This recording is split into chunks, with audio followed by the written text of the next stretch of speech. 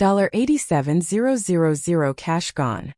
That's what Garrett Hayes thought when he pulled up to his newly purchased suburban dream home in Willow Creek Estates and saw the HOA president's shiny Tahoe parked dead center in his driveway like she owned the place.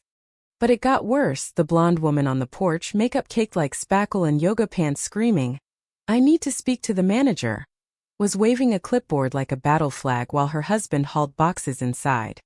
"Get off my property before I call the cops," she shrieked, the smell of fresh paint he never ordered mixing with someone else's pot roast drifting from his own kitchen. Garrett had the deed in his hand. She had possession. And the sheriff who rolled up 20 minutes later? He clapped the husband on the back like old golf buddies and said, "This is a civil matter, folks. Take it to court." Garrett just got robbed in broad daylight, and the HOA Karen who did it had the law smiling right beside her. Meet Garrett Hayes, 52, retired union electrician from Pittsburgh.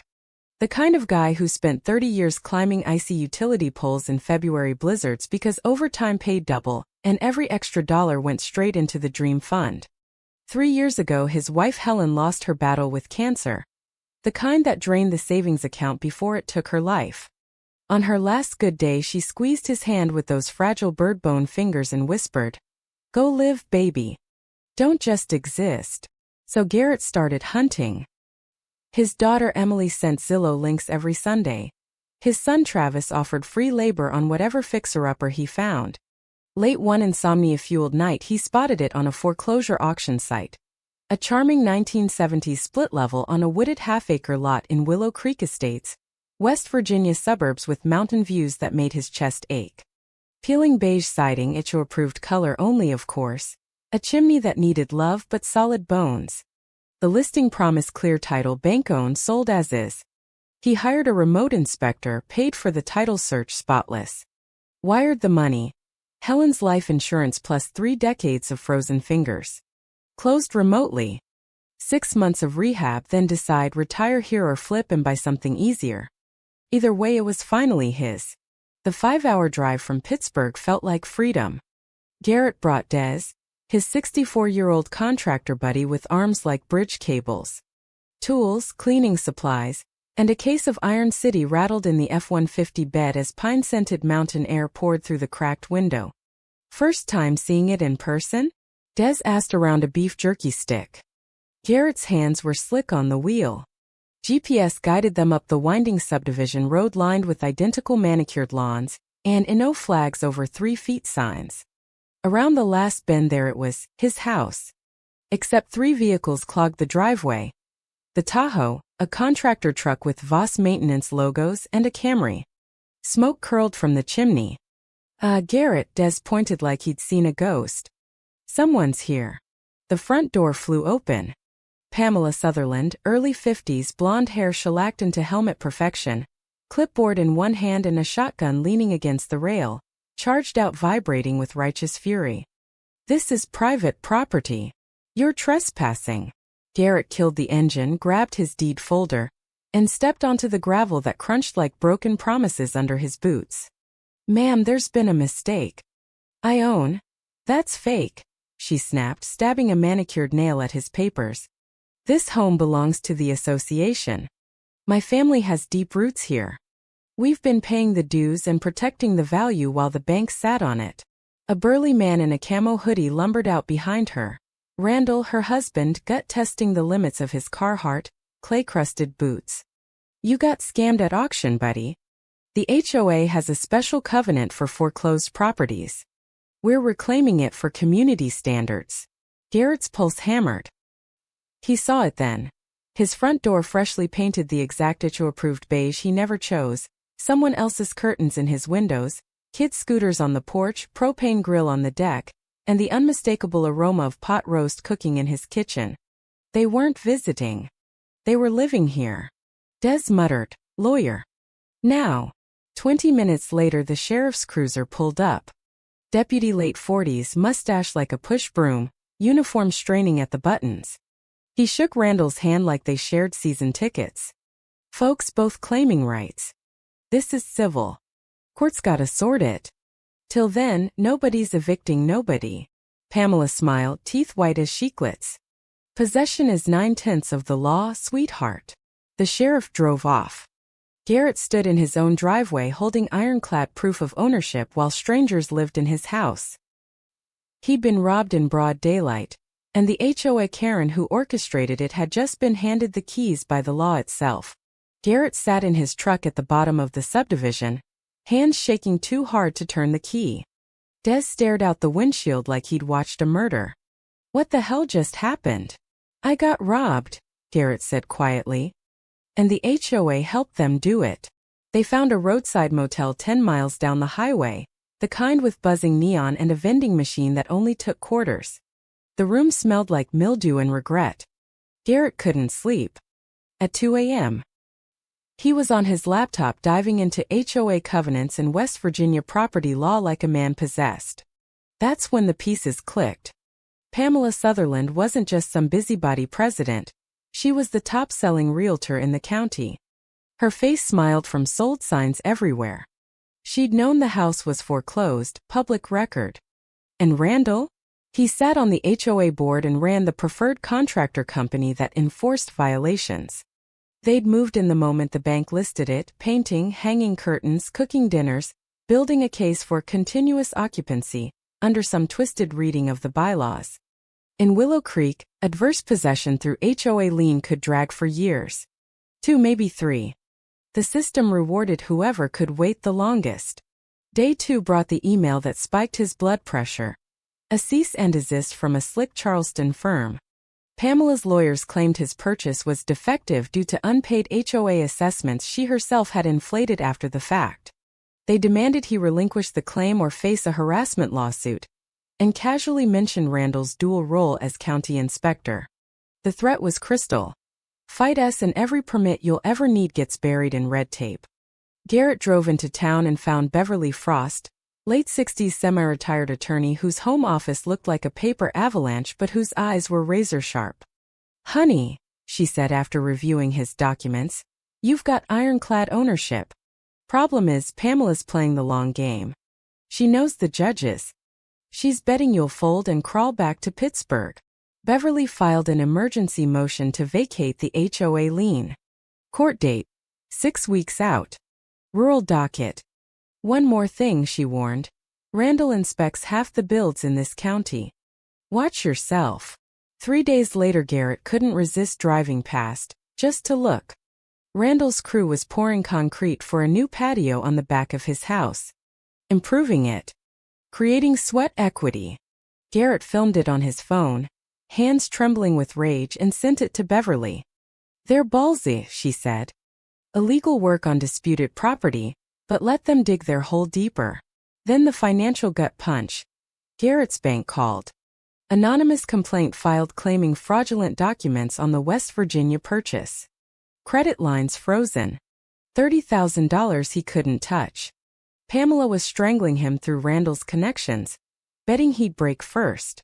Garrett stood in that mildew motel room, phone to his ear, watching his future evaporate, and realized this wasn't just about one house. These people had turned HOA power into a coordinated shakedown. How many other buyers had they squeezed out with the same playbook? He called Des. "I need you digging into Randall's company. Every permit, every contract, public record." Des hesitated. "You sure you want this fight, brother? These people play dirty." Garrett looked at Helen's picture on his phone. "I'm sure." Beverly laid out the strategy over burnt coffee in her cluttered office. "We build a public record. Make it messy for them." Garrett filed complaints everywhere. State Real Estate Commission on Pamela's license for conflict of interest, County Ethics Board on Randall's inspector role, while personally disputing property, even the state attorney general for fraud. Bureaucratic warfare. Death by 1,000 paper cuts. He learned that public officials in dual roles had to recuse themselves. Noise was the only thing that forced them to. Pamela struck back fast and vicious. She posted a review on the neighborhood Facebook group and next door. "Beware the new buyer on Maple Lane, scammer who forged documents to steal a home from the association. Dangerous con artist." It went nuclear. Locals who'd never met him started messaging. "Yankee thief, go back to Pittsburgh. One charming neighbor suggested mountain roads could be slippery for people who don't belong. Then Luann Pritchard, 60-something former county clerk, slid into the diner booth across from him. "You're the guy fighting Vicky Sutherland. Honey, sit down. I got stories." Turns out Pamela's family legacy in Willow Creek was pure fiction. Her uncle had rented a different house in the 80s and got evicted for non-payment. Luann knew of 3 other foreclosures where Pamela pulled the same stunt. Moved in, racked up fake violations, forced settlements. It was a business model. Luann took Garrett to the county archives. They found the original deeds. No Sutherland anywhere on his property's chain of title. Black and white proof the generational claim was a lie. Garrett took it to the sheriff. Same shrug. "Still civil, Mr. Hayes." That's when he understood. The good old boy network wasn't incompetence. It was infrastructure. 2 days later, Randall showed up at the motel, leaning against Garrett's truck like he owned that too. "Let's be reasonable. I'll buy the place for 80 grand. You walk away clean." Garrett's jaw clenched. "I paid 87 plus fees plus my time." Randall smiled cold. 75 final offer. "Because if you keep pushing, every inspection you'll ever need in this county gets lost forever." Garrett told him exactly where to go. That night, staring at Helen's picture, he poured 2 fingers of whiskey, rare for him, and whispered to the empty room, "We're not giving up, babe. Not now." Beverly went on offense. Motion to expedite, attaching photos of the illegal patio. The visiting judge, not one of Randall's golf buddies, ordered construction stopped and moved the hearing up 3 weeks. Small win. Then the list pendants filing. A notice on the title screaming lawsuit pending that blocked any sneaky sale. Pamela countered with a restraining order claiming Garrett stalked his own street. The local judge granted it. Garrett couldn't come within 500 feet of his own house. The irony burned like battery acid. Local paper ran the story. Outsider battles beloved HOA president over family home. Comment section turned vicious. HOA protects us from people like him. Pamela's daughter posted a tearful video. "This man is trying to steal my kid's future home." 40,000 shares. Garrett's Pittsburgh friends started asking uncomfortable questions. His own niece unfriended him. But Des came through with gold. Randall's company had been paid by the bank to secure the foreclosed property, winterize, lock it up. Instead, they moved in months before the auction. Social media posts proved it. Pamela's daughter tagged at the house 4 months earlier. They'd been squatting on bank property, then just kept squatting after sale. Beverly's eyes lit up. Fraud. Conspiracy. This just became criminal. She amended the complaint. Pamela's fancy lawyer suddenly withdrew. Ethical conflicts. Randall got suspended pending ethics probe. The sheriff, with the state AG watching, finally opened a real investigation. The night before the rescheduled hearing, Garrett couldn't sleep. He walked out to his truck at 3 a.m. for coffee.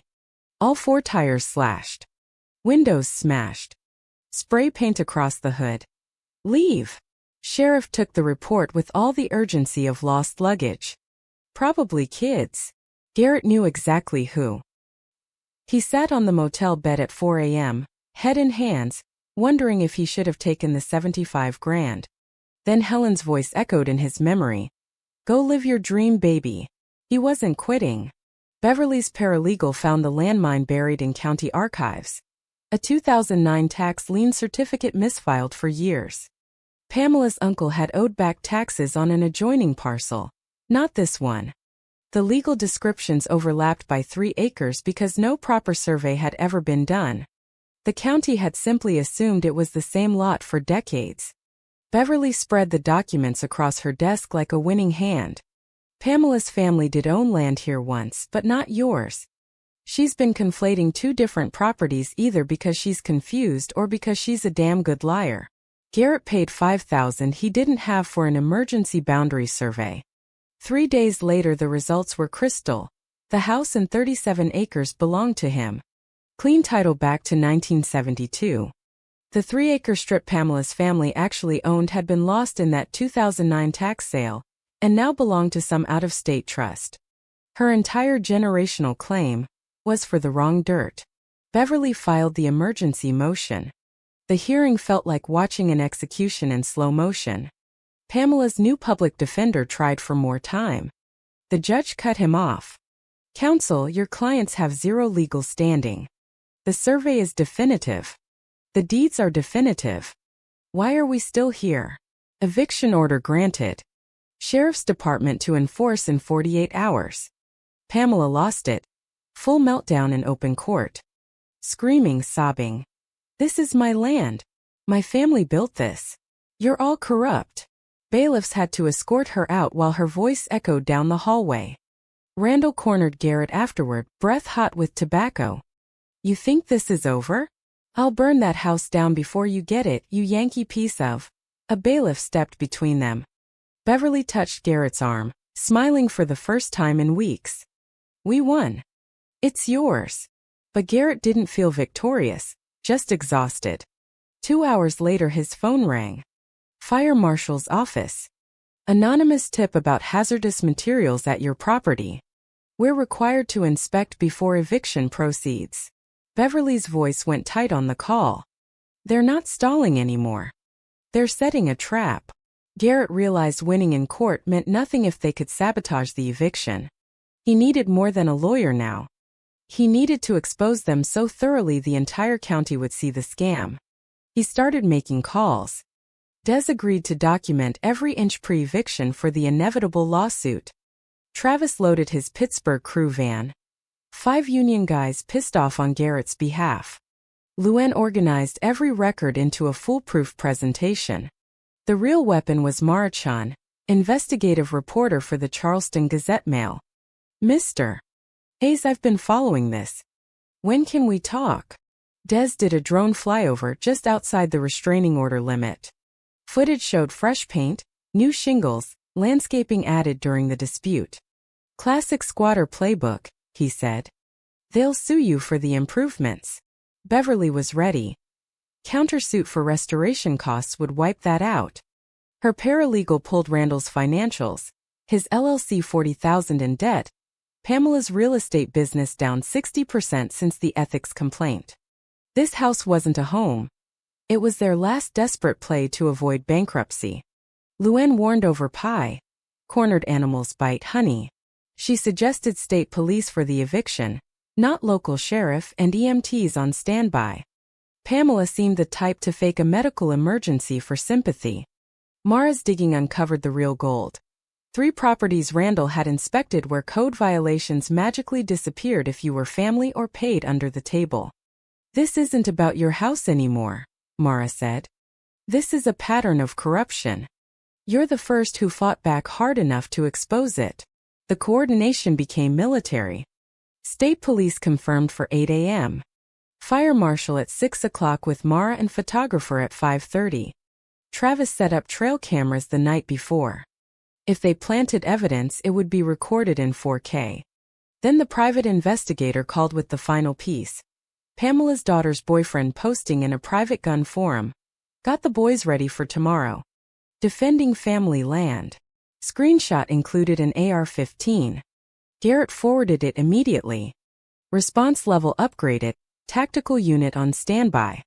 That night Garrett read messages from strangers online who'd found his story. "Please don't give up. If you win, it gives the rest of us hope." He closed the laptop. Tomorrow, one way or another, this ended. 5:30 a.m. Mountain fog thick enough to chew. Garrett pulled up with Beverly and Mara.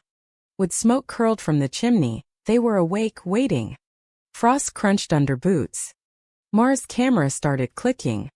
6 o'clock sharp the fire marshal arrived. Randall met him at the door, arms crossed. "Nothing hazardous here." "False report." Marshall didn't blink. "Then you won't mind me looking." Randall blocked the doorway. "You need a warrant. For a hazmat emergency call?" "No, sir." "Step aside or you'll be removed." 20 minutes later the marshal emerged, face granite. Found 5 55-gallon drums in the basement unmarked. Serial numbers traced to Voss Maintenance LLC. Reported disposed 6 months ago. Filled with used motor oil. Illegal storage, environmental hazard, and you filed the false report yourself. Randall went white. I didn't. Your drums. Your serial numbers. You're looking at criminal charges and $50,000 fines. The marshal red tagged the property on the spot. No one could occupy it until professional remediation. Randall had screwed himself, created the delay he wanted but couldn't stay either. Pamela came flying out like a hornet. This is a setup. He planted those. She pointed at Garrett, voice shrill enough to crack glass. Mara stepped forward, camera rolling. Ma'am, the serial numbers prove they're your husband's. Pamela realized she was being recorded and lunged for the camera. State police intercepted her mid-charge. She fought, screaming, twisting. Arrested for assault and resisting. Photographer caught every second. With Pamela cuffed in the cruiser, Randall stood alone on the porch with his daughter Crystal and the kids. Shoulders sagged. Please, one more day. The kids have school stuff inside. Garrett looked at Beverly. She shrugged. Your call. Every fiber wanted to say no. But he thought of the scared kids. 2 hours. Personal belongings only. That's when Crystal snapped. She ran inside and started smashing windows from within with a baseball bat, spray painting the walls in dripping red. Thief, liar, burn in hell. State police rushed in, second arrest of the morning. Randall just stood there broken. Garrett finally stepped inside his house as legal owner. The smell hit first: decay, mildew, human waste deliberately smeared on bathroom walls. Holes punched in drywall. Copper pipes ripped out. Broken glass crunching under boots. Mara's story went live within 2 hours. HOA president arrested after squatting in foreclosed home. Photos of Randall in cuffs, Crystal mid-vandalism, the illegal oil drums lined up like crime scene evidence. Regional news picked it up by noon. By evening, Garrett's story trended on Reddit. 18,000 upvotes. Comment sections flipped. This man is a hero for exposing these crooks. Local Facebook groups that had crucified him posted apologies. Sheriff released a statement. Investigation ongoing. No wrongdoing by Mr. Hayes. That night, an anonymous email arrived with an audio file. Garrett's voice supposedly threatening Pamela's grandchildren. Except it wasn't his voice, wrong accent, robotic, obvious AI. Sent to FBI, state police, and 3 news outlets. Beverly got the cybercrimes unit involved within the hour. IP trace led straight to Randall's brother's house. FBI raided the next morning, seized computers, AI software still running. Randall broke in cuffs for the cameras. It was all Pam's idea. She said the adverse possession would work. I just went along. Threw his wife under the bus to save himself. Pamela's real estate license revoked permanently. Bank foreclosed on her own house. Crystal, out on probation, publicly disowned her mother on Facebook. They were left with nothing, reputation destroyed, broke, alone. Garrett stood in his gutted house watching hazmat crews remove the oil drums. 4 days and $12,000. Des brought the Pittsburgh crew. During demolition, they found hidden compartments behind drywall. Stolen power tools still with price tags, spools of copper wire, boxes of tile. Randall had used Garrett's house as a warehouse for job site theft. State police opened another investigation. Victims came forward. Charges piled up. Theft, fraud, environmental crimes, false reports, grand larceny. Randall was looking at 10 years federal time. 3 months later, Garrett hosted an open house for the entire county. Supporters, skeptics, media, officials. 200 people showed. He stood on his rebuilt porch and spoke while Mara live-streamed. I didn't come here to steal anything. I came to build something. And despite everything, I still want to be part of this community. Then Pamela showed up uninvited, mascara streaking, vodka on her breath at 11 a.m. Liar. Thief. This is my family's land. Every phone came out. She tried to rush him. The veterans group, 50 of them who'd shown up to help, formed a calm human wall. Garrett took the mic, calm as Sunday morning. Pamela. I'm sorry for what you've lost, but you didn't lose it to me. You lost it to your own choices. He unveiled a timeline poster. Deeds, tax liens, social media proof. Every lie documented. The crowd murmured. Even locals who believed her realized how deep the deception ran. Pamela collapsed sobbing into the gravel. Sheriff Hooper, finally doing his job, escorted her away. Final public humiliation complete. Then Randall's former business partner stepped forward. I stayed quiet because he had power. Watching Garrett fight gave me courage to sue. I got my money last week. 3 more victims came forward. The Attorney General's office announced, investigation into county corruption ongoing. Mr. Hayes' persistence helped us uncover a fraud network. Applause built like thunder. Sheriff Hooper approached hat in hand. I owe you an apology. I let personal relationships cloud my judgment. Garrett shook his hand on camera. Just do your job fairly. That's all anyone wants. 1 month later, Randall was sentenced to 8 years. Pamela got 3 years probation and $50,000 restitution. Crystal completed payments over 2 years and quietly rebuilt her life. The county inspector position was reformed. Outside oversight, term limits, ethics board. Garrett accidentally fixed a broken system. His monthly property rights clinics drew 30 people each session. He partnered with Beverly to create the free Mountain Property Rights Handbook, downloaded 50,000 times in 6 months. State legislators introduced the Hayes Act requiring fast-track evictions for fraudulent claims. National coverage inspired similar fights in 12 other states. One man's stubborn fight sparked a movement. Garrett scattered Helen's ashes on the property that spring. Travis moved his family down and started a contracting business with Des. Emily visited monthly with clients who needed quiet retreats. He was dating again Diane, the local librarian he met at a town hall. The Veterans Group created a permanent property defense fund. The annual Mountain Justice Barbecue at Garrett's became tradition. 300 people last year celebrating community over corruption. He started a YouTube channel, Blue Collar Property Rights, teaching title searches, deed verification, squatter prevention. Hit 500,000 subscribers. People were hungry for the knowledge the system doesn't want them to have. One evening alone on his porch, lights glowing warm inside, Garrett looked at the cabin, rebuilt, solid, his, and thought of Helen. We did it, babe. Different than we planned, but we did it. For the first time in years he felt peace. Then he checked the mailbox. A letter from a stranger in Montana. Dear Mr. Hayes, I saw your story. I'm fighting something similar with the corrupt HOA. Can you help? Garrett smiled, tucked it in his pocket. Des walked up with coffee. Another one? Yep, Garrett said. Looks like we're not done yet. So here's the deal. If you've ever dealt with an HOA Karen, corrupt board members, or property theft, drop your story in the comments. Your experience might help someone else facing the same fight. And subscribe, because every week we're bringing you real stories of ordinary people fighting broken systems and winning. The house still stands on that suburban ridge, smoke rising into clean air. Proof that sometimes the good guys actually win. Now the real question. Was Garrett the stubborn troublemaker who disrupted a peaceful neighborhood? Or was the HOA Karen the real thief who abused an entire community's trust for personal gain? Who was actually in the wrong here? Drop your verdict below. I'm reading every single one.